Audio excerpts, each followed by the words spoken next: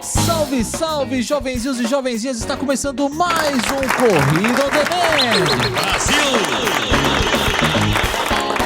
Sejam todos muito bem-vindos, eu sou o Thiago, o seu anfitrião, e comigo sempre está ele, senhor André Padilha, palmas! Salve, salve, jovens, boa noite. 2 lives na mesma semana é porque o negócio tá bom, né? É sinal que a gente tá ganhando bem. Só que não. Você tá bonzinho, meu jovem? Como é que foi de segunda-feira pra cá? Você tá melhor? Tamo aí, tamo melhorando. Estamos melhorando, estamos treinando e já fica melhor. Maravilha, maravilha, é isso aí, vamos que vamos começar então mais uma live, porque hoje a nossa live está para falar do nosso coraçãozinho, sem romantizar o assunto, mas para falar de coisa séria. A gente tá aqui com ele, Dr. Túlio Sacilotto, vai falar com a gente sobre o coração. Ele é cardiologista com especialização em cardiologia do esporte. Eu quase falei cardiologia do coração de novo. Eu tenho a facilidade para trocar esses nomes que não é fácil. Mas plateia virtual de pé para receber o nosso convidado, Dr. Túlio, seja bem-vindo ao Corrida on Demand. Palmas! Obrigado, Thiago. Obrigado, André. Eu agradeço aí a confiança, o convite para tratar aí de um assunto tão importante aí, que é a saúde, né? De nossos atletas aí, saúde da nossa população. Então, só tenho a agradecer. É isso aí, Dr. Túlio, que eu conheci através do Instagram promovendo conexões. Eu fiz um convite na cara larga, falei assim: doutor, é o seguinte, a gente tem um podcast humildezinho lá, que fala de esporte, sei o que, o senhor topa lá conversar com a gente, falar dessas coisas do coração, e ele de pronto já atendeu, a gente já começou a trocar uma ideia, e hoje estamos aqui pra, quem sabe aí, possivelmente começar uma série aí pra falar sobre saúde, a gente que já traz, estamos devendo trazer aqui a doutora Thalita também, a Rita, para poder falar sobre nutrição, fisioterapia, enfim. A ideia é sempre trazer um bom conteúdo para você que assiste, para você que ouve, para que você possa, né, praticar o seu esporte, ter uma vida mais saudável, realmente com qualidade de vida, sem achismos, sem enrolação. Trazemos profissionais aqui para falar sobre isso. E hoje o nosso assunto é para falar desse órgão tão importante que bate dentro de nós, que faz o nosso sangue percorrer por todo o nosso corpo, por toda a nossa estrutura, e é isso aí. E eu vou dizer as credenciais aqui do nosso amigo Dr. Túlio, e se eu falar algum nome errado, vocês me desculpam, mas eu vou tentar não errar. Ele é formado em medicina pela Universidade Metropolitana de Santos, especialização em clínica médica pelo Centro Médico de Campinas, especialização em cardiologia pelo Hospital São Francisco de Ribeirão Preto, título de especialista em cardiologia pela Sociedade Brasileira de Cardiologia e especialização em cardiologia do esporte com a doutora Renata Castro, Ipanema Health. É isso, doutor? Falei certo? Isso aí, certo? É isso aí, merece palmas, galera, porque um currículo desse aqui é pra abalar qualquer coração, ou melhor não, né? Não, melhor não. Mas é isso, antes da gente entrar então no nosso assunto principal, doutor Túlio, se apresente um pouco pra nossa galera. Quem é você? Onde você nasceu? Que time você torce? E aí, dependendo do time que você torce, doutor, pode ser que a live continue, pode ser que... Brincadeiras à parte, mas fala um pouquinho de você, doutor. Quem é o doutor Túlio antes de ser o doutor Túlio, né? Quem é o Túlio, na verdade, né? Certo. Então, muito prazer a todos, tá? Eu sou nascido e criado em Americana, né? Eu fiz faculdade em Santos, né? Cidade que eu gosto bastante também. Eu fiz uma especialização em Campinas também, né? Como eu falei no meu currículo, conheci Ribeirão Preto. E sou amante de esporte também, né? Sempre pratiquei esporte, futebol, tênis, eu gosto de jogar, Muay Thai, né? Enfim, já fiz Kung Fu, Taekwondo, Muay Thai, eu gosto muito de luta também. Então essa área esportiva sempre me atraiu, né? E aí agora que eu tenho a formação em cardiologia, eu consegui ver muitos pacientes chegando no consultório, porém eles estavam chegando de uma forma que me entristecia, né? Então, depois já de alguma doença por causa de um esporte, né? E aí eu voltei a minha atenção para essa população que quer saúde, né? Que é um hobby, mas por vezes esquece de, junto com o hobby, né? Acompanhar também a saúde, as consultas médicas. Então, dar atenção para para esse grupo aí de atleta, né? Atletas amadores, por vezes, né? Esportistas, para que também tenha a segurança na sua saúde, né? Isso é muito importante. O senhor nos enrolou, mas não falou que time você torce, doutor. Se é que você gosta de... Thiago, eu vou dar uma dica, ele tá de verde, ó. Pode ser. Eu tô de verde, assim, que é pra tentar agradar todo mundo, mas eu sou São Paulino, igual o mascotinho que tá ali atrás. Palmas, então, palmas. A Flávia vai continuar, então. Mas brincadeiras à parte, seja bem-vindo, é bem legal a gente conhecer um pouquinho desse lado, porque a gente sabe, né, que sempre atrás de um título, né, profissional, existe uma pessoa por trás. Então a gente sempre procura conhecer a pessoa que está por trás desse título para poder chegar mais perto das pessoas, porque muitas vezes o título ele acaba afastando um pouco as pessoas de nós, né? Às vezes no caso o senhor que é médico e tal, acaba afastando talvez o atleta do médico, mas aproxima torcedores são paulinos como nós, né? Temos bastante coisa em comum. De repente podemos fazer uma live para falar do nosso São Paulo, né? O melhor time de todas as galáxias, o campeão de tudo. Mas é isso daí. E assim, doutor Túlio, como o esporte chegou para você quando você era mais novo? Você começou por qual esporte exatamente? Como todo brasileiro, acho futebol, né? E era bom de bola? Eu jogo um pouquinho, né? Eu não jogo mais não. Eu quando era mais novo, eu jogava até que bem, era um bom goleiro, mas não dava. Depois não deu certo. Esse André, nunca perguntei pra você, né, André? Você era do futebol, né? Sou nada, cara. Coisa de bola pra mim, nada de bola, cara. Nada de bola. Nunca tive muito jeito com bola, cara. Acho que por isso que eu fui pra corrida. O dia que tiver uma corrida com bola, eu tô lascado. Sem a bola, você é um fenômeno. É assim que a gente conhece os parceiros. Já sei que eu não vou chamar pra bater a bola um dia. Ai, mas é isso. Mas, doutor Túlio, me fala uma coisa. A gente tá aqui pra gente conversar sobre o coração, tal, sobre essas coisas. Mas como é que você chegou? Por que você escolheu a cardiologia para poder atuar? O que foi que te atraiu para essa área? Então, assim, eu sou de uma família de médicos, né? E aí a minha irmã, meu cunhado e o meu pai, eles são cardiologistas, né? Então eu sempre tive uma tendênciazinha aí para medicina. Sempre gostei também, desde o colégio eu ia muito melhor nas áreas de biológica, então sempre fui nessa área mais saúde, biologia. E depois na faculdade também apaixonei. E eu sempre gostei muito de cardiologia mesmo, né? Então é engraçado que apesar, ou é coincidência, ou é realmente uma razão para isso, mas desde a faculdade a matéria que sempre me atraiu, que eu entendia mais, que eu tenho facilidade, assim, é cardiologia, né? Então, terminando a faculdade, eu já tinha certeza que a minha especialização ia ser a cardio. Eu fiz 2 anos de clínica médica. Depois eu trabalhei um pouco por conta, servi o exército 1 ano, em 2018, e aí depois, né, em 2019, que eu fui fazer cardiologia em Ribeirão Preto. Né? Então eu já tenho, assim, a história familiar, que acho que já estava meio impregnado no DNA, né, e aí só seguir o fluxo só. E, né, lógico que eu amo, né, eu amo cardiologia, eu não me vejo fazendo outra especialidade médica hoje. Olha aí, tá vendo, André, que coisa bonita? Enquanto a gente tem tantos sonhos assim, ele já foi papum, foi facinho assim, é isso que eu vou seguir e tá tudo certo, tá vendo? A vida é assim, eu já passei pela comunicação, agora eu tô no esporte, eu espero que eu fique no esporte por muitos anos, que eu não tenho mais idade pra ter essa variação não, mas é legal entender como é que o corpo funciona, como é que o nosso organismo funciona. Eu agora na faculdade de educação física tô aprendendo um pouco disso, hoje inclusive até comentei com o professor de fisiologia lá que a gente ia bater esse bate-papo e até já fiz o convite para ele estar aqui também. Quem sabe um dia a gente faz uma live só com os especialistas da saúde aí, hein? Por que não? Mas é isso aí.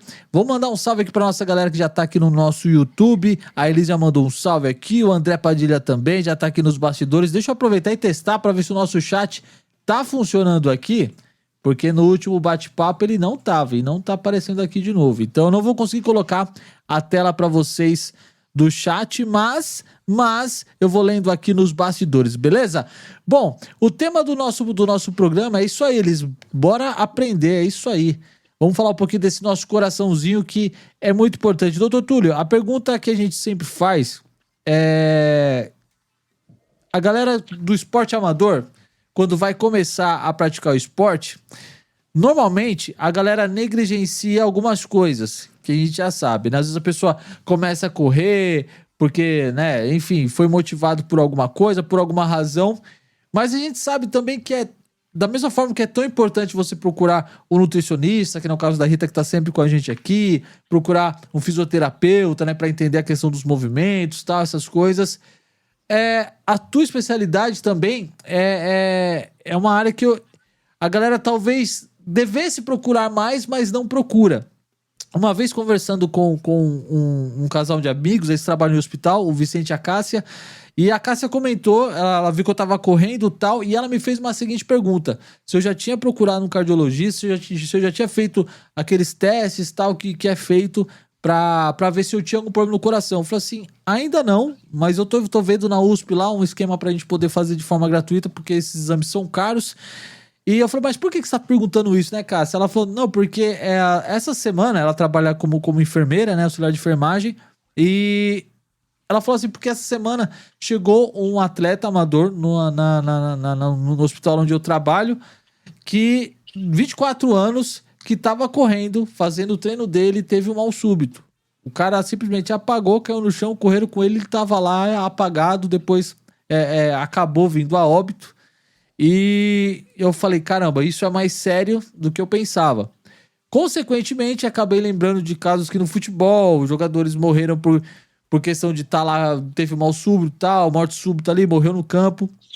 E tantos outros casos que nós temos dentro do esporte, futebol, basquete, o próprio atletismo, que força com que o nosso corpo, com que o nosso coração, né, trabalhe de uma forma mais intensa devido a uma atividade aí, enfim, e acaba causando muitas vezes até o óbito, né? Então, antes de chegar nesse tema tão importante, eu queria saber, conversar com você um pouquinho sobre a questão da importância de nós, como atletas amadores, procurarem um cardiologista, procurarem a sua especialidade para poder ter informações. Isso acontece ou não acontece? Ou é só uma realidade aqui minha, pequena, aqui da Zona Leste e tal? Enfim, a galera costuma te procurar ou não? Isso é realmente fato, a galera não procura, deveria procurar. Muito pouco, viu, Thiago? Aqui na região, né, que eu sou de Americana, então aqui teve uma coisa boa, né, que teve um boom, assim, de esportistas, né, e um boom de treinamentos, né, de corrida. Tem várias equipes, assim, que orientam, que acompanham o atleta. Só que esse boom, assim, esse aumento, ele não foi acompanhado também de um aumento, assim, nas consultas médicas, né, de um segmento médico, tá? Então eu vejo muito pouco, né, assim, pacientes que vão querer começar uma corrida, vão querer começar algum esporte, procurarem atendimento médico, tá? Então, por isso que eu acho que é importantíssimo essa live que vocês me convidaram, para a gente começar a abordar esses aspectos para que traga saúde para as pessoas. Então, o que acontece é que, como a pessoa não sente nada, nunca teve nada, né, treina bem, aí não vai no médico achando que está tudo bem. Só que a gente brinca que na cardiologia tem um ditado que é assim, ó, o que te mata não se mostra. Olha aí, olha aí.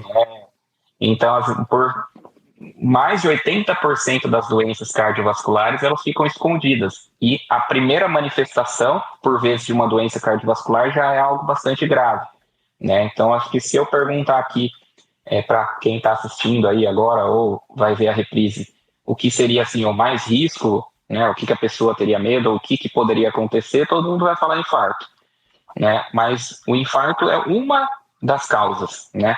Se eu for citar aqui causas de problemas cardíacos graves que podem levar, né, ao súbito, né, ou até a morte, né? Então, a gente pode falar de displasia ritmogênica do ventrículo direito, síndrome de Brugada, cardiomiopatia hipertrófica, endomiocardiofibrose, ou seja, só acho que uma maioria aí que não trabalha na área nunca ouviu falar dessas doenças, né? Então, tem muitas doenças que ficam escondidas e, por vezes, ela só se manifesta quando há um estímulo mais intenso do coração, que é a atividade física. Então, a gente tem que entender que a atividade física, ela promove modificações no nosso corpo. Você perde peso, você ganha massa muscular, dependendo, lógico, da atividade, né? E isso também acontece no coração, porque o coração, ele é um músculo. Então, quando a gente faz atividade física e vai aumentando a intensidade, existe também uma adaptação do coração ao esforço físico, né, com mudanças até estruturais, mudanças eletrocardiográficas, mudanças elétricas, de condução elétrica no coração. E um coração que tem uma predisposição genética a ter algo, quando você intensifica, né, você força o coração, isso pode ser o gatilho para que essas doenças se manifestem, né, e por vezes de forma fatal, muito grave, né? Entendi. Manda aí, André.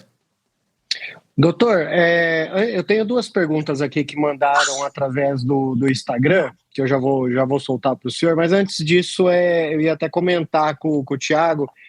Se eu não me engano, o Rodrigo Massa, que agora participou lá da maratona de Paris, né? Ele fez uma cirurgia simples, parece, que foi alguma cirurgia de coração, porque descobriu em algum exame específico que ele fez que ele tinha algum probleminha lá que podia facilmente ser resolvido e revertido. Acho que foi isso, não foi, Thiago, que o Massa comentou? Foi algo assim. Foi algo, porém eu não vou lembrar exato, mas foi algo assim mesmo. Foi do coração. E doutor, a minha pergunta pessoal é o seguinte, as doenças do coração, tirando assim, é difícil quando a pessoa está sentindo um incômodo, uma dor, que é diferente muito de dor muscular, né, de quadríceps, perna, essas coisas assim. A dor do coração, ela é tipo uma doença silenciosa. A gente pode chamar assim, como uma pressão alta, que a pessoa talvez não está percebendo que está, e a hora que vê, já é o pico ali, já é muito perto de um infarto, de um problema cardíaco. É isso? Podemos chamar de uma doença silenciosa? O que a gente pode falar é que os fatores de risco, né, que vão levar a um infarto, a placa de gordura e tal, esses fatores de risco, eles são silenciosos. Por exemplo, a pressão alta, na maioria das vezes, ela não dá sintoma. O colesterol, ele não dá sintoma, né? Você só vai saber se o colesterol está alto ou não se for no médico fazer exame. O diabetes, se não tiver muito descompensado, também é uma doença silenciosa. E todos esses fatores, pressão alta, diabetes, colesterol, eles dão início à formação da placa de gordura nas artérias, né? Placa de gordura essa que pode estar no coração.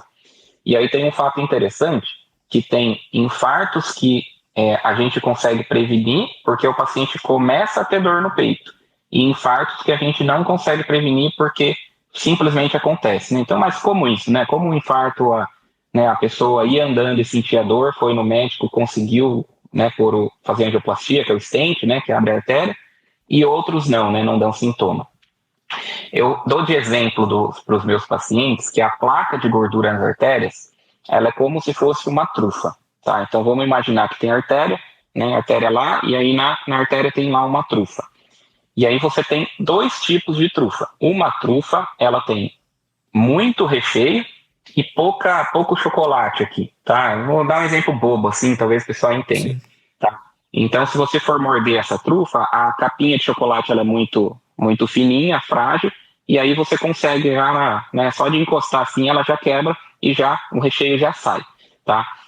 E esse tipo de placa de gordura, que é mais ou menos assim uma trufa mais frágil, essa é uma placa de gordura mais perigosa, porque qualquer coisinha que acontecer ali, um pico de pressão, etc., essa plaquinha de gordura ela pode rasgar e aí ela fecha a artéria de uma vez, tá? E normalmente esse tipo de placa de gordura são placas de gorduras mais jovens, que não tem muito tempo e também não são muito grandes, tem 10, 20% do tamanho do vaso. Então o sangue, ele está passando bem ali, está no 80%, 90% do sangue está passando. Então, por vezes, o paciente até corre, faz maratona, e o sangue corre ali, né? Só que por alguma razão, pico de pressão, etc., aquilo lá rompe e, de uma vez, fecha a artéria. Então, esse é um tipo de infarto que não dá sintoma, porque o fluxo está lá passando e, de repente, fecha de uma vez. E a outra plaquinha de gordura, ela é como se fosse o inverso. Ela tem pouco recheio, mas ela tem uma camada, né, em volta dela mais grossa. Se você for morder, você não consegue morder porque ela é dura. E a placa de gordura pode ser dessa forma também. Ela é muito dura, então ela é difícil dela rasgar e romper de uma vez, mas ela vai crescendo, crescendo, crescendo, crescendo ao longo de anos, né? Então, aí depois de 20, 30 anos, a placa ela tem um tamanho aí de 80%, 90%, e essa placa ela avisa, que é quando você vai fazer uma caminhada, vai fazer um esporte, você começa com dor no peito, tá?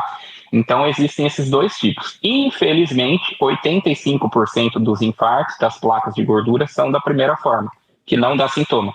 Você não sabe que ela está lá e ela rompe de uma vez, tá? Por isso que na maior parte das vezes o infarto ele não mostra, né? Você estava bem até às vezes fazendo atividade e de repente você está infartado. Eu não sei se esse exemplo foi, né? Enfim, eu desenhando no consultório fica mais fácil, mas enfim. E esse tipo de problema consegue pegar num exame, num eletro, por exemplo, doutor? É claro, fazer exames de sangue periódicos e tudo mais, mas no consultório consegue pegar através de um eletro? Sim, o eletro ele pode dar algumas manifestações que há uma placa de gordura ali, pode não dar também. Por isso que a gente não faz uma avaliação única, só com um exame. A gente faz o eletro, fazemos exames de sangue, põe o paciente para correr na esteira, né, e etc. Então, quanto mais fatores de risco a gente conseguir controlar, menor é o risco do paciente ter um infarto. Então, por exemplo, às vezes o paciente está formando uma plaquinha de gordura porque ele tem um colesterol alto. Se a gente tratar o colesterol, a placa de gordura tende também a diminuir, né? Então, aquilo que não mostra nos exames específicos, esteira e tal, a gente trata de uma forma indireta, controlando o que está fazendo a formação da placa de gordura. Então, a gente age nas duas vias, né? O que está acontecendo hoje, que a gente está vendo na esteira, e também o que está acontecendo, que a gente não está vendo, né? Que está o colesterol e tudo isso formando a placa de gordura. É lógico que, infelizmente, mesmo a gente controlando tudo, pode acontecer infarto. A medicina não é perfeita, mas isso é risco, né? Eu prefiro ter um risco baixo do que um risco alto, né? Com certeza. Eu tenho uma pergunta aqui, doutor, do Renato César, que mandou aqui no Instagram. Se há diferença, por exemplo, hoje a gente tem corridas de 5 quilômetros, 10 quilômetros, 21 quilômetros, e o pessoal que vai para maratona 42, ultramaratona, né? Conforme essa distância, há um risco maior, porque você fica mais tempo exposto a uma zona de trabalho, né? No treinamento de corrida, a gente chama lá zona 1, zona 2, zona 3, né? E existe um risco maior conforme a distância. Por que a gente está comentando isso? Hoje, cada vez mais o pessoal está indo para os 21, quem está no 21 sonha e põe uma meta de 42 quilômetros, né? Então essa distância vai aumentando. E esse risco cardíaco, ele vai, conforme a distância, ele aumenta também? Sim. Então, é muito comum também o paciente assim, vir comigo no consultório e falar, eu treino um monte, então assim, eu sou mais saudável, né? Então, o que a gente também tem que deixar claro é que a atividade física de alto rendimento, ela também vem junto com ela o risco cardiovascular, né? Então, quais são os dois picos de risco? O não fazer nada, que é o sedentarismo, aumenta risco cardiovascular, mas depois de um certo ponto, a atividade física de alto rendimento também começa a aumentar muito o risco de ter problemas. Por isso que o segmento tem que ser cada vez mais próximo.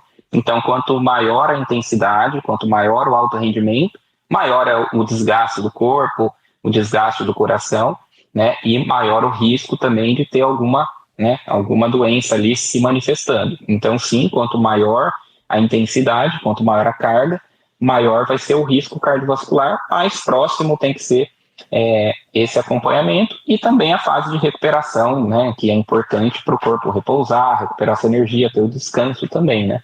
Não ter o overtraining também, nada disso. Sim, né? sim. É por isso que a gente fala, quem está nos ouvindo aqui no podcast, ou quem está nos ouvindo, vai nos ouvir agora na live, né?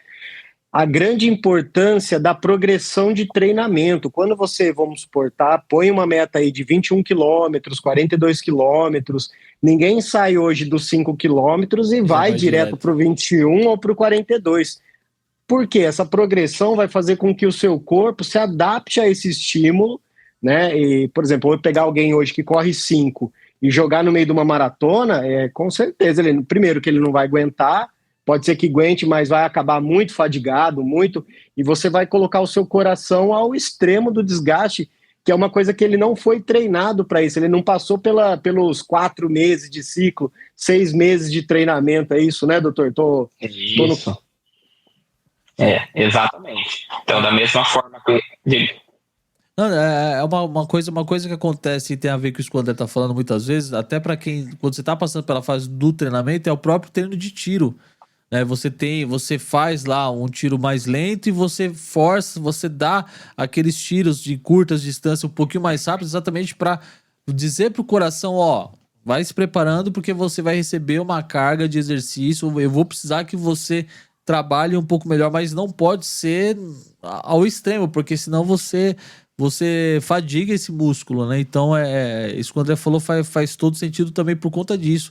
Por isso que muitas vezes o treino de tiro não pode ser negligenciado, né? E muito mesmo o treino de trote progressivo, né? Então, é bem legal trazer essa informação para a galera poder respeitar também o seu treinamento por conta disso, né? É por isso que eles estão ali para que você seu corpo não entre em colapso pelo excesso de esforço físico, né?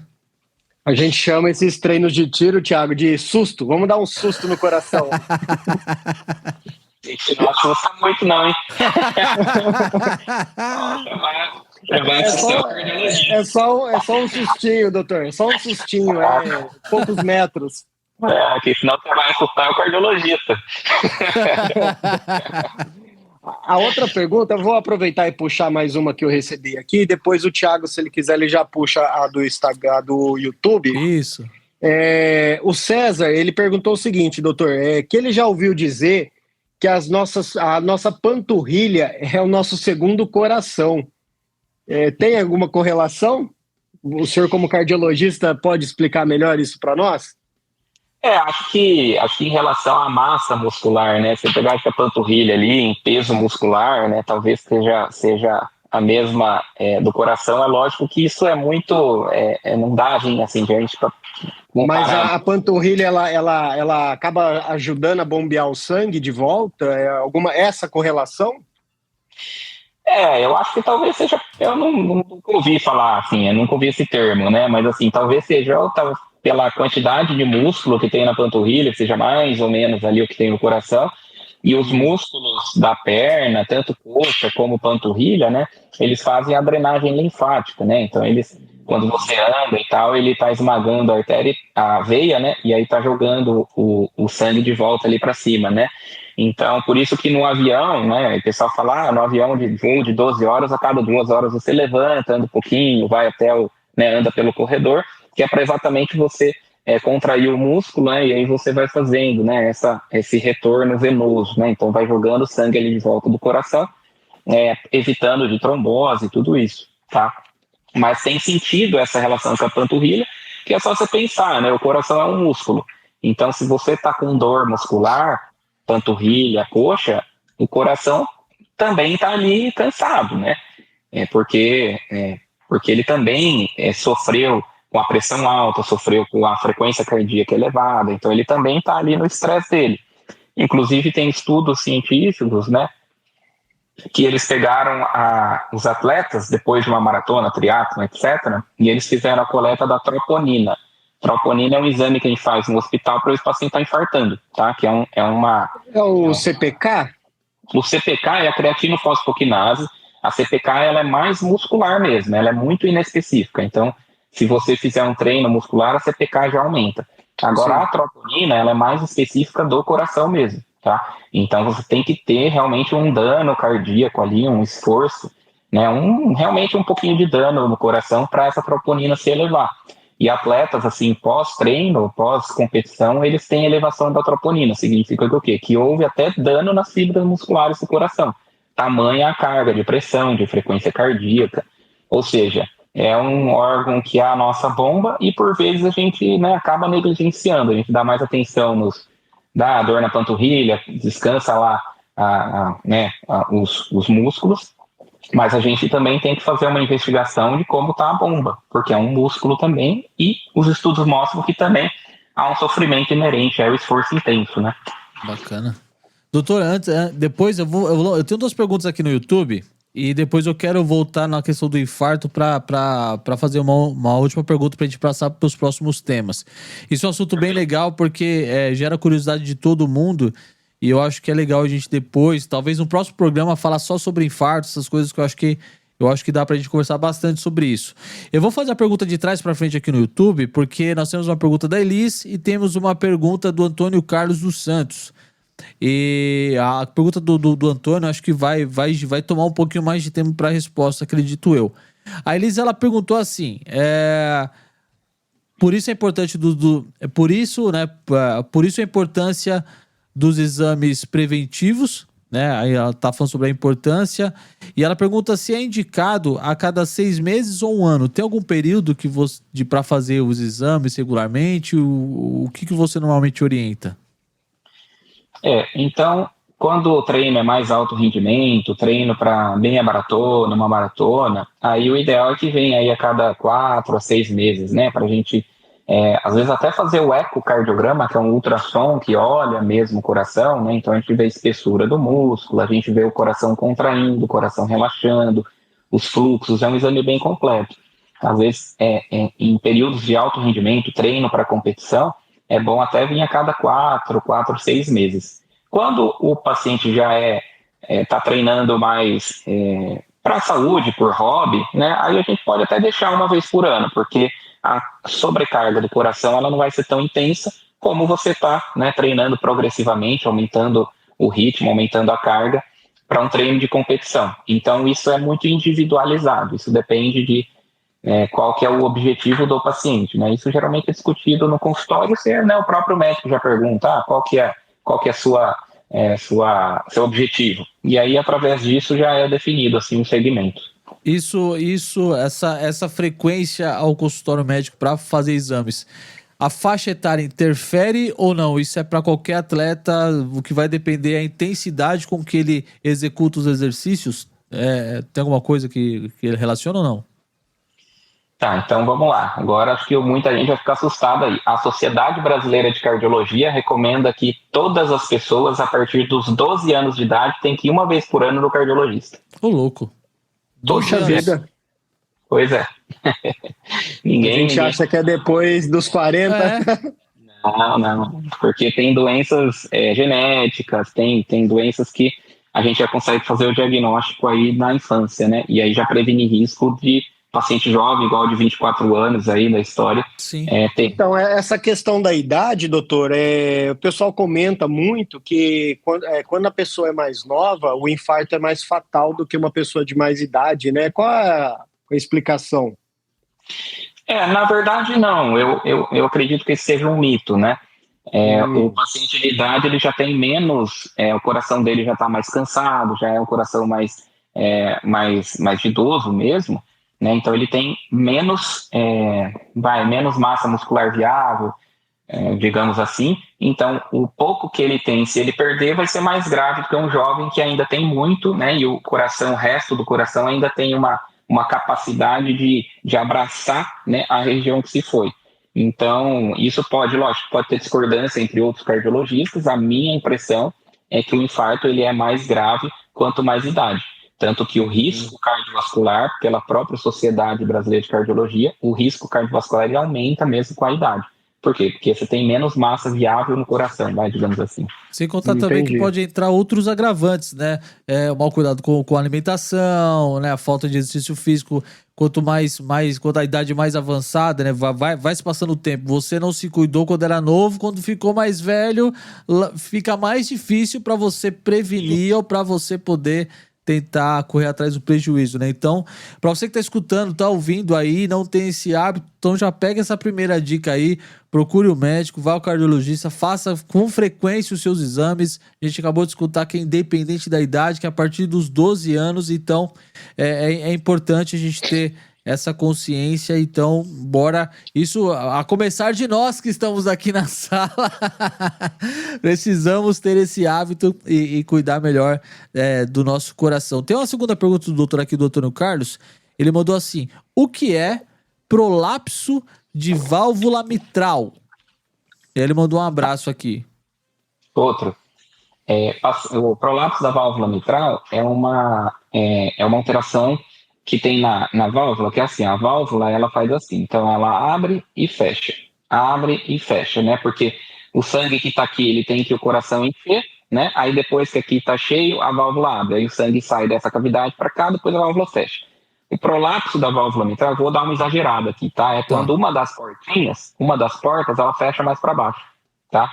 Então há um desnível de uma portinha para outra, tá? E aí, como ficou um buraquinho aqui, tem um sangue que volta, né? Por esse paio. Não é assim tão esdrúxulo, tá? Só para você entender.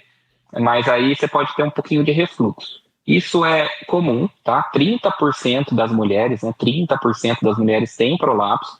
E 99% dos prolapsos, eles ficam do mesmo jeito para sempre.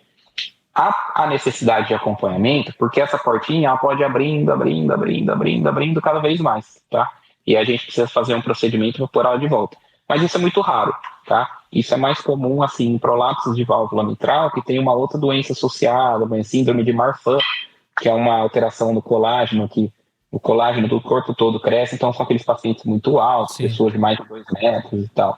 Então, em geral, a prolapso da válvula mitral precisa apenas de segmento, sabe? Fazer um exame uma vez por ano. Maravilha. E o que a pessoa sente com esse problema, doutor? Qual é o sintoma? Palpitação é o mais comum, tá? Então, palpitação principalmente em esforço intenso, né? Então, a pessoa vai fazer um esforço além, uma corrida, né? Ou seja, quando ela está aumentando a carga, ela começa a ter palpitação. Não chega a ser dor no peito, mas uma angústia no peito. Mas aí isso é meio confundido com arritmia, ou não? Com certeza, sem sombra de dúvida. Aí precisa investigar, né? Se é arritmia, se é prolapso. O próprio prolapso aumenta o risco de ter arritmias no átrio, tá? Que é a parte de cima do prolapso, com arritmias atriais, arritmias supraventriculares, ectopias. Então aí precisa de um segmento mesmo, só para ver se não está tendo muita arritmia, né? Se a palpitação é do prolapso ou outra coisa. A arritmia, doutor, já que o senhor está explicando aí, fez até a válvula com a mão aí, né? Para quem está ouvindo no Spotify, depois confere no Instagram, no YouTube, que o doutor explicou aqui como funciona a válvula com a mão. A arritmia, ela é o descompasso do coração, é isso ou não? Isso. É quando então, ele fica fora de ritmo de batimento? A arritmia, então, pode ser considerado um descompasso do coração, tá? E a arritmia, ela pode ser benigna ou ela pode ser maligna, tá? Então, arritmias do átrio geralmente são benignas, a arritmia do ventrículo costumam ser malignas, né? Com risco de morte, tá? Mas geralmente é um descompasso e a arritmia tem várias, né? Então, a gente tem arritmias atriais, supraventriculares, tem apenas batimentos prematuros, tem taquicardias ventriculares. Então, quando a gente fala em arritmia, é um aspecto que é subdividido em vários tipos de arritmia, benignas, malignas, do átrio, do ventrículo, bloqueios de condução. Então, assim, é um tema bastante extenso que tem que ser, se a pessoa tem uma sensação, né, de arritmia, tem que procurar um cardiologista mesmo para a gente conseguir identificar qual é a arritmia, se é benigna ou não, se tem risco ou não. E a arritmia não tem nada a ver com o sopro. Aí já estamos falando de outro problema. Isso, o sopro seria aquele refluxozinho de sangue que eu dei de exemplo da válvula. Tá? Ok. O sopro é um ruidinho que a gente escuta quando põe o esteto, né? Que é aquele aparelhinho que põe que o médico usa, põe no pescoço e tal, né? Então o sopro seria um ruído. E esse ruído ele pode ser de uma válvula que está com algum probleminha e tal. Então o sopro é o próprio prolapso. É isso? O sopro seria o barulho que o prolapso faz por causa do sangue voltando. Ok, bem explicado. Essa live, Thiago, tá pura aqui, ciência. Não é aquela live que baixa o pace, não é aquela live que baixa o pace, mas com certeza é o suficiente para você poder continuar vivo. Isso é o mais importante. Doutor, voltando só um pouquinho no assunto do infarto, é comum quando você faz um excesso de exercício físico, seja musculação, seja um funcional, seja a corrida de rua.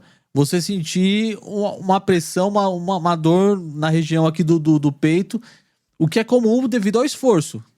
Agora, no caso, a gente está falando do infarto, que ele começa a sentir tal. Esse tipo de dor, a gente consegue ter uma noção, diferenciar uma possível dor muscular ou por causa do exercício de um princípio de infarto? A gente consegue ilustrar isso de alguma forma, até como uma forma de cuidado para quem está assistindo ou para quem está escutando a gente? Dá para identificar uma dor muscular de uma dor de infarto? Assim, eu não recomendo, né, o paciente tentar fazer esse tipo de autoavaliação.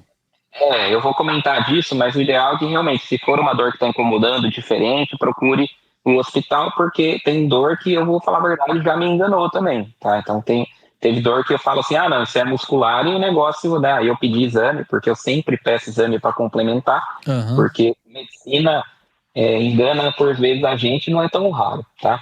E a dor me enganou, tá? Então, se me enganou o cardiologista, né, que eu só faço isso, então pode muito bem também enganar fácil, né? aí quem não sabe. Mas, respondendo a pergunta, existe, tá? Então, a gente no consultório, a gente consegue diferenciar a dor pela própria conversa com o paciente, tá? A gente tem 4 tipos de dor, A, B, C e D, sendo que A definitivamente é do coração, assim, é quase uma certeza, e a dor D, que é a última, não é do coração, assim, a chance é baixíssima, tá? E isso, quem quiser pode procurar. Dor torácica, tipos A, B, C, D, e no Google lá deve ter uma tabelinha, né? Que hoje tudo tem no Google. Quem tiver mais interesse, assim, para não ficar estendendo, explicando a dor, porque aqui eu vou parar de falar, a gente vai esquecer já, né? Mas existe sim, é uma anamnese, ou seja, uma pergunta que o médico vai questionando na consulta, para tentar diferenciar assim, não, essa dor está mais tranquila, essa dor aqui precisa do cateterismo já, né? Então, existem sim diferenças na característica da dor, que só de conversar a gente já consegue identificar. Tô com medo ou tô tranquilo, tá? Isso aconteceu comigo quando eu fiz a cirurgia para retirar uma pedra no rim. Então eu fiz depois quando eu não me lembro, acho que foi quando eu tava no período, ainda tava com o catéter no rim. E aí, logo após a cirurgia, foi depois que eu tirei. Acho que foi depois que eu tirei que eu precisei tomar uma medicação pra não sentir algum tipo de dor, enfim, alguma coisa assim, pra não infeccionar. E logo depois que eu tirei o catéter, que eu comecei a tomar essa medicação, eu senti uma dor muito forte nessa região do peito, próximo do coração, e era como se estivesse apertando assim, ó. E eu, tô tomando medicação fez mal pra mim, tá acelerando o coração, vou pro hospital. Minha esposa, peguei pro esposo, liguei pro meu sogro e tal, e corri, porque foi uma dor que eu nunca tinha sentido. E foi uma dor muito estranha, né? E eu falei assim, isso tá muito errado. Diferente de uma dor muscular, por exemplo, que eu sinta que às vezes você sente, que é o esforço, sei lá, gases que sobe o gás aqui, você sente dor, tá? Aquelas pontadinhas básicas. Eu falei assim, tem uma coisa errada. Então, por isso só que eu cheguei lá, fiz o exame, passei por todos os testes lá, fiz o eletrocardiograma e não deu nada. Então, é legal perguntar sobre isso, porque de repente a pessoa tá com algum tipo de sinal e tá achando que é só uma dor muscular. Então, na dúvida, tá na região de Americana, procura o Dr. Túlio pra variar, né? Já tá pertinho aí. Na dúvida, é melhor procurar atendimento médico, né? Isso aí engana até a gente. Não vai também só pelo Google, não. Procura um médico que o cabra manja, porque afinal ele estudou pra isso. Então é bem necessário esse assunto. Andrezão, tem alguma coisa engatilhada aí? Podemos partir para o próximo assunto? Deixa eu dar uma olhada aqui no Instagram. Enquanto o André olha no Instagram, deixa eu dar um salve para quem tá aqui escutando a gente e ouvindo. Lembrando que você pode acompanhar esse programa todas as quartas-feiras a partir das 20 horas, com a gravação disponível aí no YouTube para você poder acompanhar, interagir como ele já fez aqui, como o Antônio Carlos agradeceu aqui agora pelas informações. Um abraço do Tonho aqui, ele mandou um abraço. Meu jovem, tamo junto, obrigado pela sua audiência. Você pode acompanhar e interagir com a gente toda quarta-feira às 20 horas, eventualmente às segundas-feiras às vezes a gente também faz alguma coisa para comentar sobre alguma prova. Se você está escutando esse programa antes da Maratona de Floripa, fizemos uma live aí para falar sobre o percurso, então fica a dica para você aí também assistir ou ouvir e se dar bem na prova. E é isso aí. Tamo junto, nossa loja de camisetas também tá no ar, você pode passar lá e comprar uma camiseta bonitona e dar pra quem você ama, e vestir pra festa de aniversário e tá tudo certo. Bom, eu queria entrar num assunto que pode ser que seja polêmico ou não, mas em toda a medicina a gente tem a tal das ciências alternativas, doutor Túlio. Na sua área, quais são, o senhor consegue trazer pra gente algumas ciências alternativas que o pessoal normalmente costuma falar e que é mito, e aquelas que realmente foram estudadas, foram comprovadas, hábitos simples que a gente pode fazer, que não necessariamente precisa de uma dependência de um medicamento, alguma coisa assim. O que o senhor pode dizer pra gente sobre ciências alternativas, principalmente relacionadas a essa área do esporte aqui? Tá. Então, eu como médico, né, por tratar diretamente com a saúde do ser humano, me coloco como um cientista em primeiro lugar, né? Então, eu sigo o que recomenda os estudos científicos mais sérios, as sociedades médicas, as entidades médicas, né? E tem algumas terapias aí surgindo novas, soroterapia, né? Enfim, não vou ficar entrando aqui em detalhes, mas acho que todo mundo sabe aí, né? Algumas reposições de vitaminas desnecessárias, solicitação de exames por vezes que não há necessidade. Então, eu busco sempre seguir o quê? O que os estudos científicos comprovam, né? Para quê? Para a gente não cair no misticismo, né? Pode ser que seja alguma coisa verdade? Pode, mas o médico, como cientista, ele tem que se basear em parâmetros que são comprovados, porque é a saúde de uma pessoa que está ali. Então, o que eu recomendo sempre que um paciente houver uma terapia ou for indicado uma terapia alternativa, que procure lá as sociedades médicas sérias. Então, Sociedade Brasileira de Cardiologia, Sociedade Brasileira de Endocrinologia, Conselho Federal de Medicina, Conselho Regional de Medicina, que sempre tem algum artigo ali, né, algum estudo científico resumido, provando, né, falando de benefícios ou até mesmo malefícios, né, porque a gente está injetando coisa no nosso corpo ali que, né, por vezes, né, não sabemos nem o que é. Então, eu sou adepto do que é comprovado cientificamente e recomendado pelas sociedades sérias. O que eu recomendo em questão de terapia alternativa, né, que é algo que tem comprovação, né, na área médica? A atividade física, que é o que a gente está falando aqui, né, a alimentação adequada, que é, né, tema que já foi abordado aqui com a excelente doutora Rita, e meditação, tá? Meditação, relaxamento. Então, você ter uma hora, né, um tempo do seu dia para que você abaixe a frequência, faça um relaxamento, saia daquela frequência, né, de trabalho e de loucura.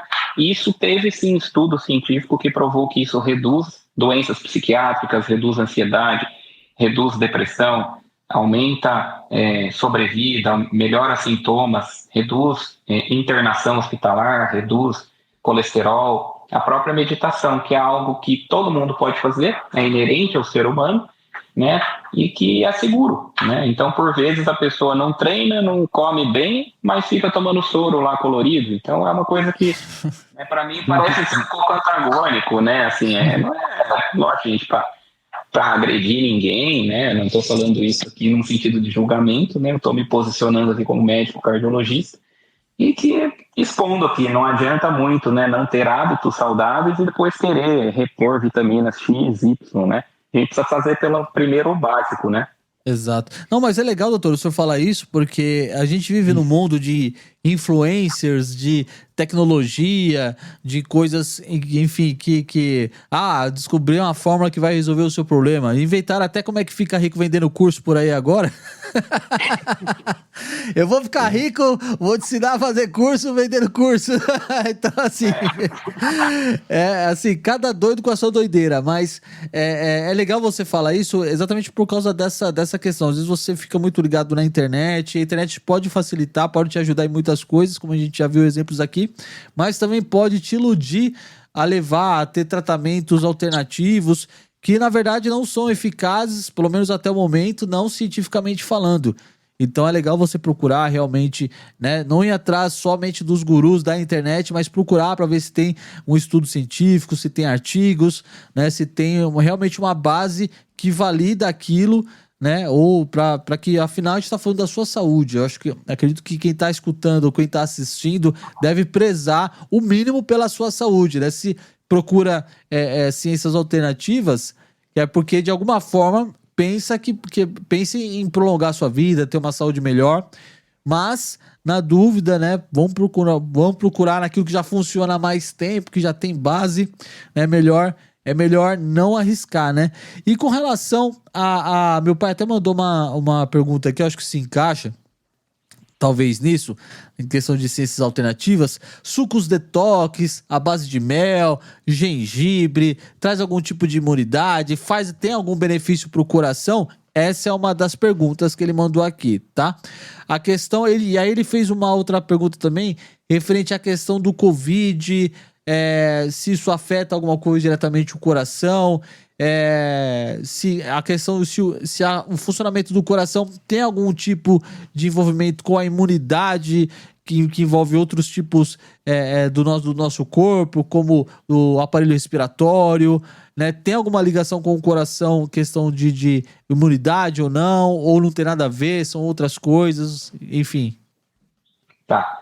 Então, a questão do suco detox, nós temos alguns alimentos, né, que eles têm uma propriedade detox, que seria, assim, redução de óxido nítrico, enfim, que tem, vou falar fisiologia aqui, né, mas, por exemplo, brócolis, né, algumas verduras, legumes, então, esses alimentos, eles têm, né, a sua propriedade detox, né.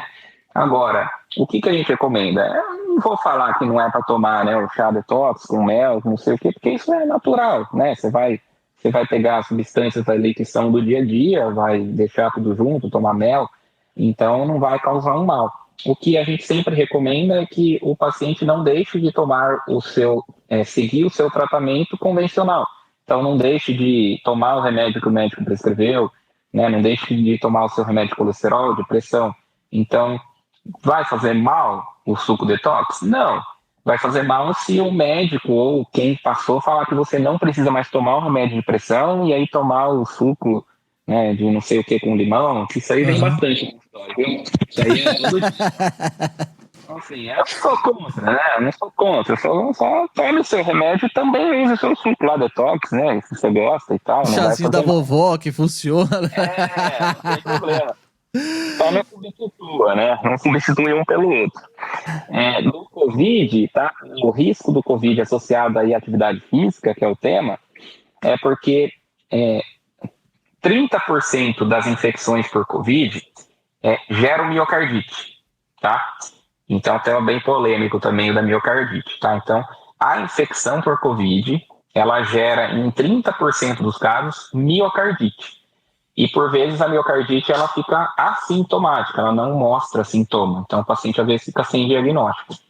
E a miocardite, ela requer que você faça um repouso absoluto de 6 meses, tá? Então, 6 meses sem caminhar, por exemplo. 0 meses.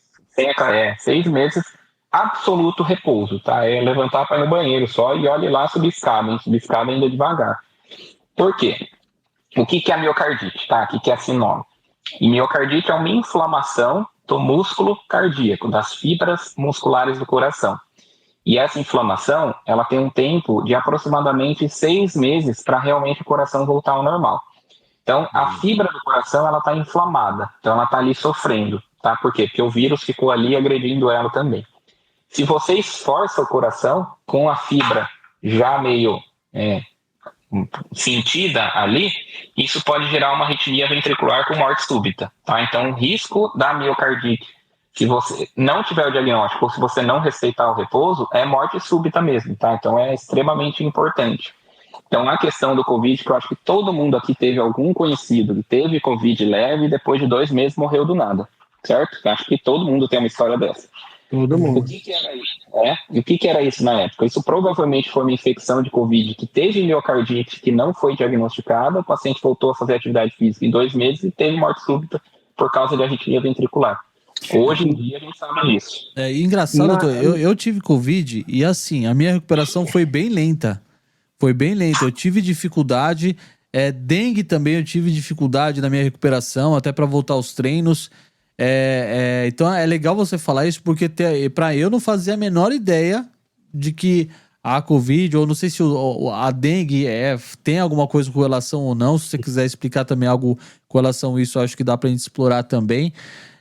Mas é legal você trazer isso aqui para essa conversa, porque quantos atletas tiveram Covid podem ter desenvolvido isso, mas está lá escondido. Então, reforça mais uma vez a importância de se estar no consultório, de se fazer os exames regularmente, né, de preferência de 4 em 4 meses aí, para realmente ficar de olho, porque de repente você consegue diagnosticar isso, e diagnosticando fazer isso, suspender os treinos, suspender provas, porque mais do que uma medalha, né, que você possa conquistar numa prova é a sua vida, né? Então, anota esse recado aí que é importante. Sua vida vale mais que qualquer medalha, qualquer pódio, qualquer experiência na corrida que você possa ter, né? Afinal, você pode querer correr atrás de uma medalha e você pode nem chegar a conseguir ela, né? Por causa de um descuido. Nessa época do Covid, né, no auge lá, acho que em meados de 2021, 2022, o pessoal até correlacionava esses mal súbitos às doses de vacina, né? Teve uma correlação ali, a pessoa tomou 2 doses, teve um mal súbito, tomou 3 doses. Então, talvez não era nem tanto pela vacina, mas pelo mal que o próprio vírus fazia ao coração. Esses casos, né, eles geram polêmica, né? E assim, tudo que gera polêmica, a gente acaba perdendo um pouquinho a nossa tranquilidade de avaliar a situação de forma mais adequada, digamos assim, tá? Então, tudo que está estressado, está polêmica e está na mídia e tal, a gente acaba vendo com certa exaltação e não avaliando todas as possibilidades, né? Não acaba aguardando os estudos científicos para ver se é aquilo mesmo ou não. Porque, veja, existe também a possibilidade de a pessoa tomou 3, 4 doses. Na 5ª dose ela tem um mal súbito lá, mas às vezes não teve nada a ver com a vacina, entende? Então, assim, qual é a prova, né, de que teve relação? Então, isso é muito delicado, né? A gente fica falando, tomou vacina e depois teve algo. Então, é uma coisa que tomou a vacina e atravessou a rua. Então, não atravessa e morreu atropelado. Ela não toma vacina e atravessa a rua que você vai morrer atropelado. Então, assim, sabe? Então, assim, a gente precisa ter um pouco de cautela para colocar como causa e efeito, né? Isso acaba sendo mais comum quando a gente está exaltado, quando tem polêmica. Aconteceu algo, e aconteceu algo, vamos ligar, tem relação. E na verdade, às vezes não, às vezes, né, são coisas e coisas, tá? Mas, pode completar. Falando um pouco de segurança, agora que eu já falei isso. Sim, toda vacina tem risco, tá? O ideal seria a gente não tomar, mas o ideal seria também o chinês não comer morcego, né? Então, assim, aconteceu. E aí aconteceu, tem uma pandemia mundial, a solução encontrada com a nossa tecnologia atual é vacinar todo mundo para que o vírus ele diminua a sua propagação. Agora, é lógico que todo medicamento, toda vacina, ela vai ter ali um risco, um efeito colateral. Que alguém vai ter um mais grave e outro vai ter um mais leve, né? Isso aí acontece quando você mexe em saúde pública em grande quantidade. Mas um caso não exclui a necessidade de você continuar vacinando, entende? Isso é a questão da saúde pública, né? Risco e benefício, sabe? A gente vai deixar mais 1.500 pessoas morrerem de Covid para, às vezes, acontecer um efeito colateral mais grave, né? Então, 1 contra 1.500. Então, assim, aí tem que pôr na balança, né? Então, é muito difícil falar isso, porque quando envolve polêmica, né, as coisas ficam um pouco exaltadas demais, né? Pode falar. Sim, não, eu ia voltar na questão que o senhor comentou da meditação, né? Essa questão da meditação em relação ao coração, eu acho que tem muito a ver com os dias de hoje que a gente vive, dias estressantes, trânsito, trabalho, estresse, toda essa parte emocional, ela acaba influenciando no coração também, né? A pessoa ficar nervosa, estressada, ansiosa. Quando o senhor falou que tem comprovação da meditação como benefício, né? eu acho que é o versus o que é o contrário da meditação, que é o estresse, o nervoso, passar raiva durante o dia. Tudo isso influencia ali no batimento. Se a pessoa passar um nervoso excessivo, ela vai ter seu batimento alterado, com certeza, né, doutor? Com certeza, com certeza. Então, quanto mais estresse, quanto mais preocupação, quanto mais ansiedade, mais adrenalina circulante, mais noradrenalina, mais substâncias inflamatórias que vão, aos poucos, causando mal ali para não só para o coração, mas para os órgãos, né? Isso age no cérebro também, então você acaba ficando mais irritado, né? Então, a gente precisa sair um pouquinho dessa faixa, né? Porque é uma faixa de frequência, né? Daquela frequência acelerada do dia a dia.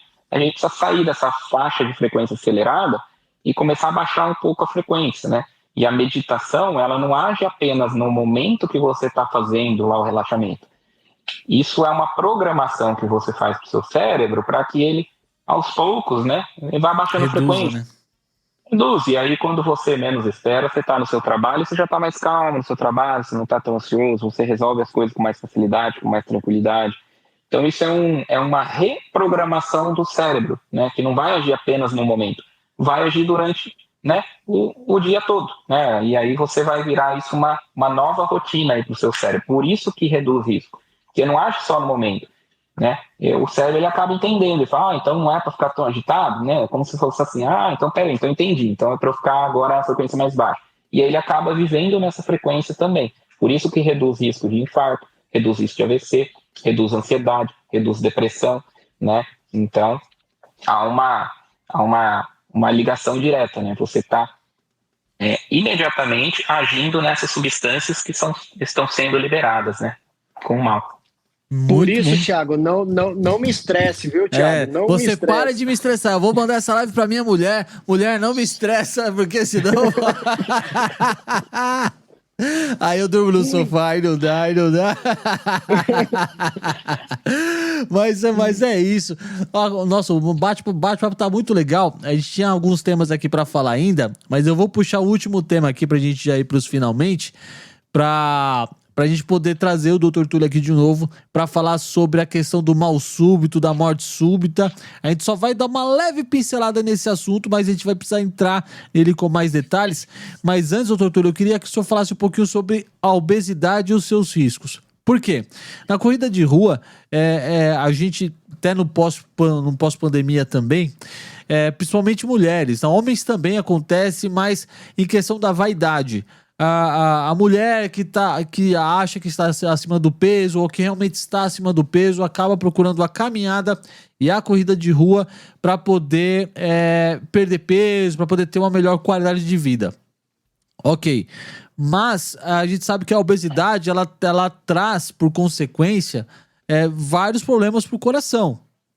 Então ela traz muitos problemas. E qual o risco que essa pessoa que está na obesidade, tanto faz homem ou mulher, tem ao começar a prática da atividade física de um modo excessivo logo de cara? Porque a gente sabe que isso acontece. A pessoa começa...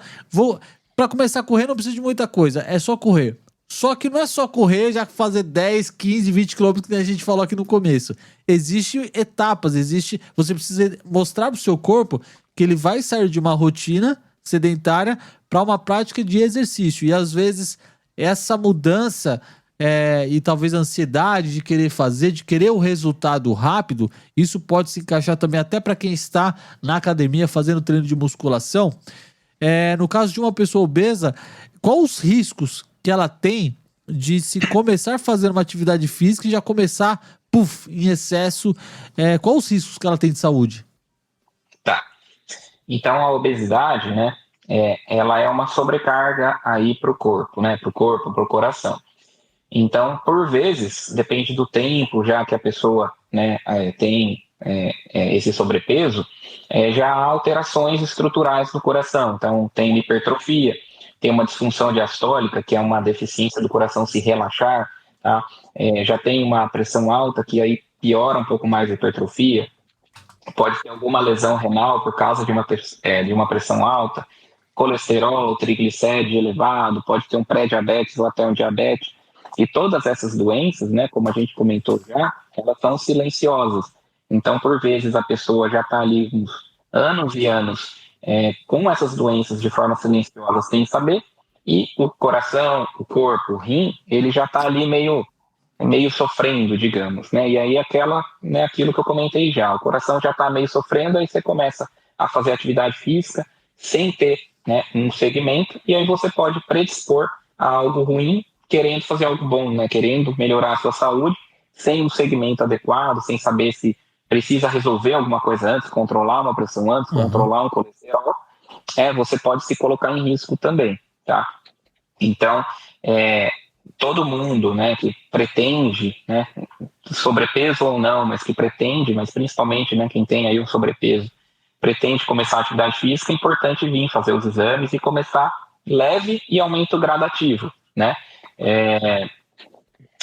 E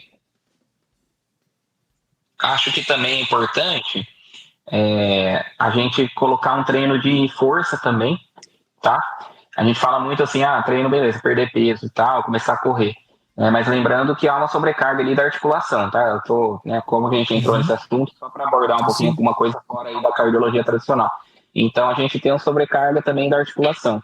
Então, a recomendação é que também faça o treino de fortalecimento gradativo para que evite aí risco de lesões também, que também aí pode ficar parado, né, e perder tudo aquilo aí que a pessoa treinou.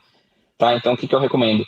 Passar no cardiologista para ver a saúde mesmo por risco de alguma coisa grave, mas também, né, fazer um segmento com treino aí de fortalecimento muscular para que não tenha lesão que aí volta para trás, né, perde aquilo aí que a pessoa acabou conquistando, né? Doutor, muito se fala também, isso pode até dar um pouquinho de uma explicação, quando uma pessoa que não faz exercício, ela começa, que nem o Thiago já deu uma pincelada, começou a falar que vem da obesidade ou começa a fazer um exercício, né? Muito se fala que o cardiorrespiratório, ele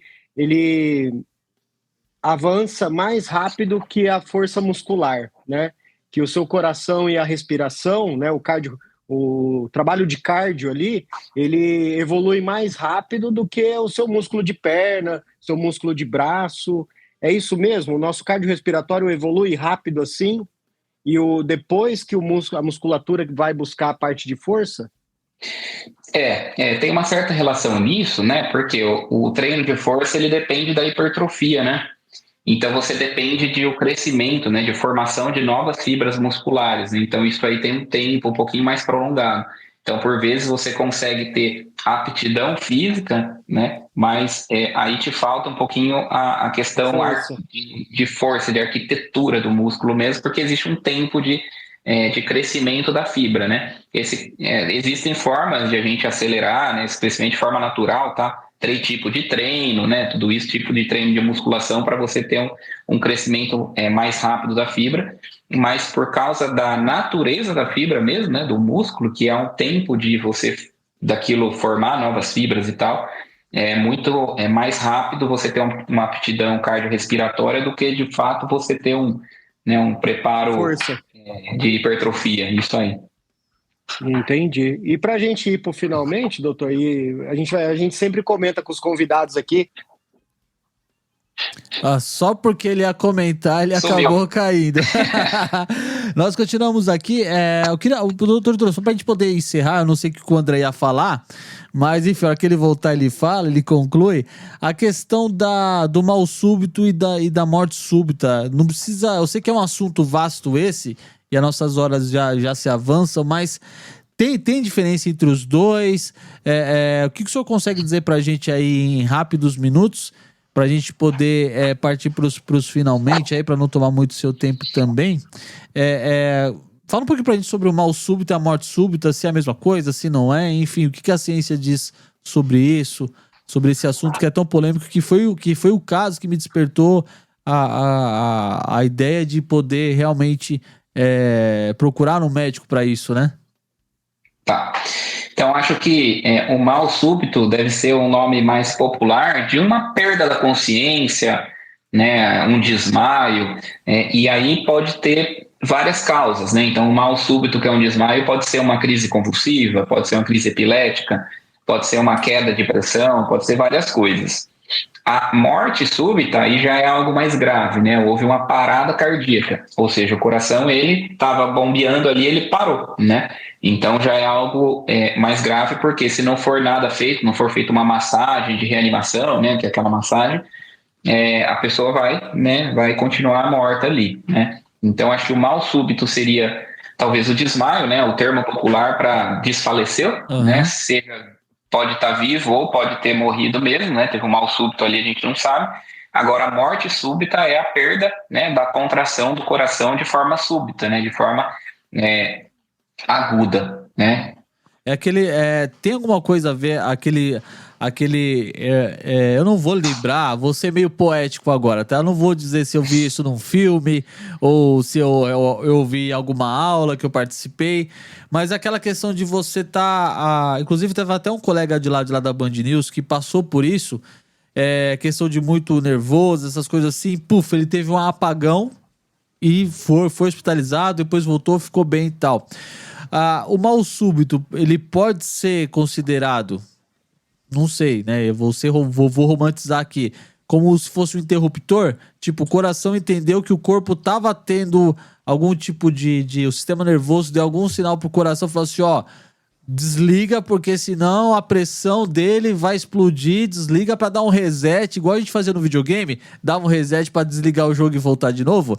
O mal súbito pode ser considerado, sei lá, não sei se eu posso dizer isso, mas como essa desligada, talvez, no modo de segurança? Faz algum sentido isso? Pode sim. O mal súbito, ele seria lá o desmaio, né? A perda de consciência, né?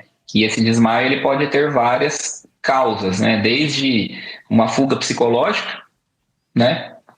Uma fuga psicológica, então a pessoa, para fugir daquela situação, apaga, como algo físico mesmo importante de proteção do próprio corpo, né? De o corpo se autodesligar para se preservar, né? Tá acontecendo alguma coisa. Por exemplo, entupimento da artéria, né? Da carótida, né? Que leva o sangue lá para a cabeça, se aquilo lá, o fluxo aumenta muito, interrompe, né? Para de ir sangue para o cérebro, aí o cérebro ele se desliga para que ele não sofra, né? Para que não tenha um AVC. Então, ele mesmo se apaga para assim, economizar energia, né? Igual o urso que vai hibernar, né? Tá faltando comida, ele fica lá na caverna dormindo. Então, o cérebro tem essa noção de tipo assim, vou desligar tudo aqui o disjuntor, porque senão vai dar um curto-circuito aqui, né? Vai queimar alguma coisa. Sim. Então, pode ser o mal súbito, né? Que é o desmaio e tal, a perda de consciência, ela pode ser desde algo mais simples, uma fuga psicológica, alguma coisa assim, como realmente algo mais grave. Né? Que é o desmaio. Agora, a morte súbita, aí ela já está inerente a algo grave que fez o coração parar de funcionar. Né? Então, geralmente, são doenças graves associadas. Né? Isso é bem legal ouvir isso de você, porque a gente consegue já começar a diferenciar algumas coisas, mas na dúvida, aquilo que a gente já falou aqui, é procurar um médico sempre, com regularidade, fazer os exames com frequência, não só o cardiologista, mas o nutricionista, um fisioterapeuta, enfim. É bom você estar sempre em constante procura de um hospital, de um médico, para poder ter uma melhor qualidade de vida. Agora, diferente do mal súbito, e a queda súbita, doutor, que aconteceu com o André, o que a gente faz? Você tá bem, meu jovem? Conseguiu voltar? Ô, meu jovem, puxaram o meu tapete aqui, não sei se foi você, se foi a internet aqui, aí eu voltei de ponta cabeça, voltei de lado, aí eu não tô conseguindo ajustar a câmera aqui pra vertical e tá na horizontal, mas você puxou. Mas eu vi pelo áudio aqui, eu tava ouvindo a conversa, é só a câmera que saiu, você puxou o que eu ia perguntar do mal súbito, né? Foi isso aí que foi explicado. Eu perguntei a diferença da morte súbita e o mal súbito, aí você teve uma queda súbita. Uma queda súbita. Mas é isso, senhoras e senhores, o bate-papo tá bom, mas a gente quer que o Dr. Túlio volte aqui mais vezes pra gente trocar uma ideia. Dr. Túlio, eu vou subir até uma trilha sonora aqui pra gente poder entrar nesses finalmente aqui, pra marcar essa transição de bloco. Dr. Túlio, eu quero te agradecer pelo seu tempo, pela sua disposição, por esse bate-papo. Eu quero, no caso do Dr. Túlio, a gente tem que convidar, porque não pode convocar direto assim. Na próxima a gente já convoca, né? A gente já convoca. Pra você estar aqui de novo. Pra quem quiser te conhecer, conhecer, te acompanhar nas redes sociais, né? Fala um pouquinho do seu trabalho, aonde você atende só presencial, atende remoto, enfim. Quem quiser conversar mais sobre isso, como é que faz para te achar, fica à vontade, o espaço tá contigo agora. Tá. Eu atendo em Americana, né? Eu atendo no consultório, né? Ele chama Instituto 5, que ali é um instituto que são 5 ortopedistas, tá? E ali eu tenho uma salinha ali em cima, então eu tenho bastante recurso. Lá tem pilates, lá tem fisioterapia, né? Então também para dar suporte para lesões, enfim, para dar o maior auxílio, maior suporte para, enfim, para recuperação de, infelizmente, alguém que possa ter se lesionado. Temos ortopedistas também, para caso seja algum problema ortopédico, né, que acontece bastante, né, por impacto, né. Então, chama Instituto 5 aqui em Americana. A princípio, eu estou atendendo apenas presencial, mas eu tenho uma intenção de aumentar para telemedicina, né, para atendimento remoto.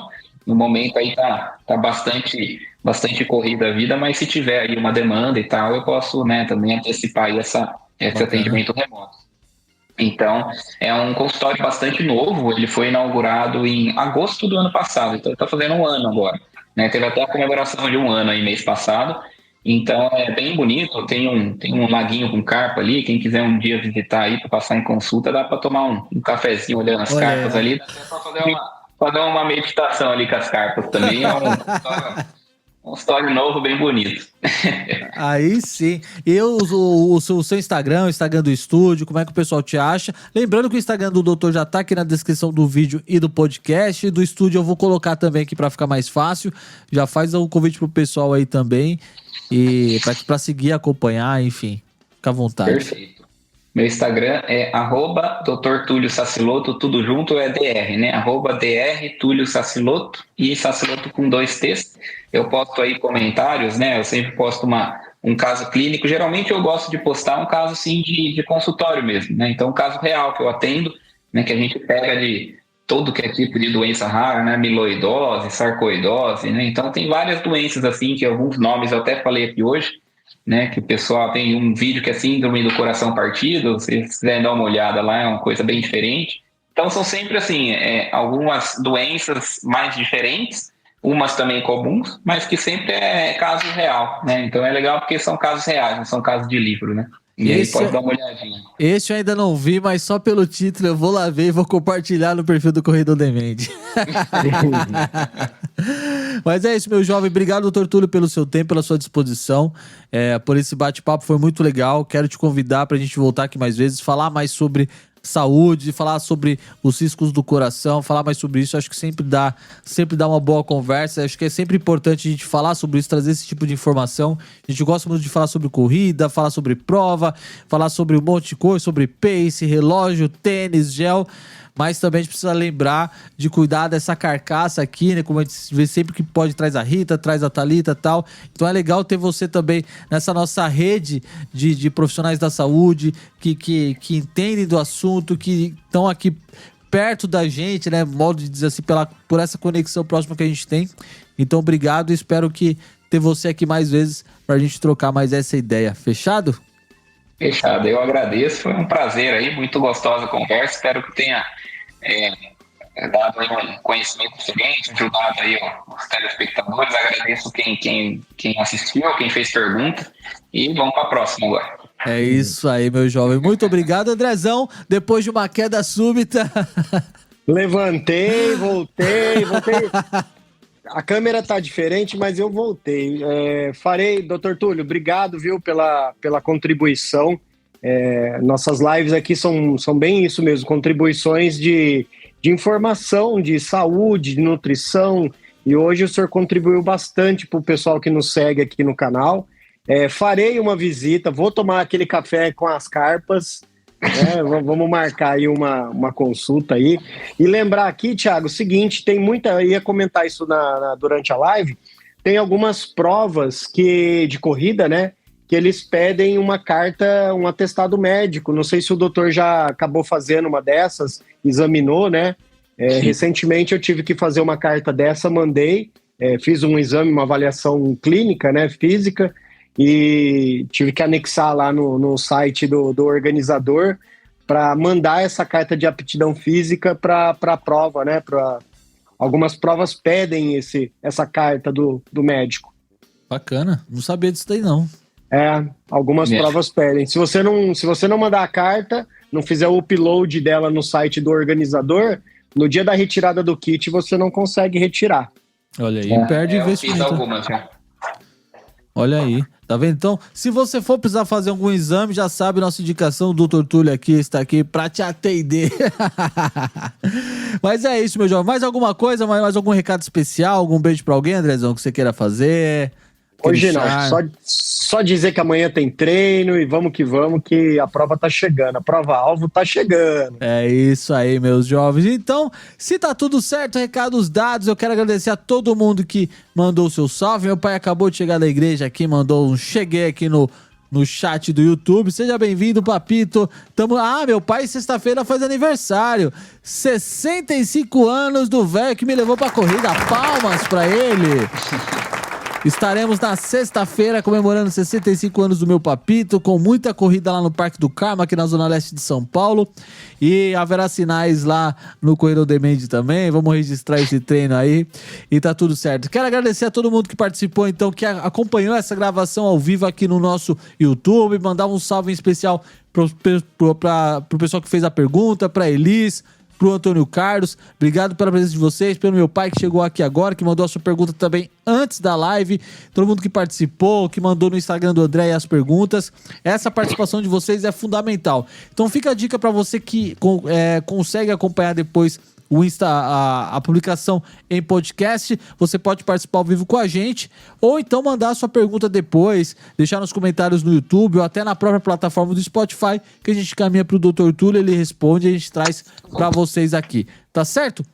A gente vai ficando por aqui, então. Semana que vem tem mais um programa do Corrida On Demand às 8 horas da noite, mais conhecido como 20 horas do dia de quarta-feira. E aguarde, porque o convidado tem uma mania diferente. Pega essa dica aí.